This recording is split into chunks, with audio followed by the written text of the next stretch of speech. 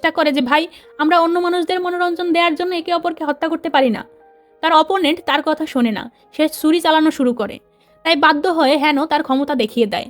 একটা দুর্দান্ত ফাইটে সে এই মানুষটাকে হারিয়ে দেয়। ম্যাক্রিনিয়াস প্রমাণ করিয়ে দেয় যে তার আনাই এই নতুন চাকরটা এই অ্যারিনাতে লড়াই করার যোগ্য, অর্থাৎ সেই কলোসিয়ামে, তাই শীঘ্রই তাকে সেখানে পাঠানো হবে।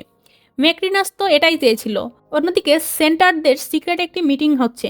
জেনারেল অ্যাকাসিয়াস তার প্রপোজালটা দেয় যে কিভাবে সেই লড়াইয়ের প্রতিযোগিতায় শেষ দিনে জেনারেল অ্যাকাসিয়াসের প্রায় 5,000 সৈন্য এই স্থানে আক্রমণ করবে সম্পূর্ণ রোমটাকে স্বাধীন করার জন্য। তবে স্বাধীন করার পরে কি হবে? লুসিলিয়াকে রানী বানানো হবে।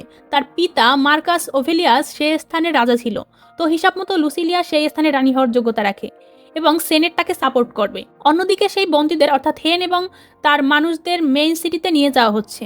অন্যদিকে ম্যাক্রিনাস আবারও সেই সেনেটের থেরাক্সের সাথে সাক্ষাৎ করে। মনে আছে তো তাদের দুজনের মধ্যে বেটিং হয়েছিল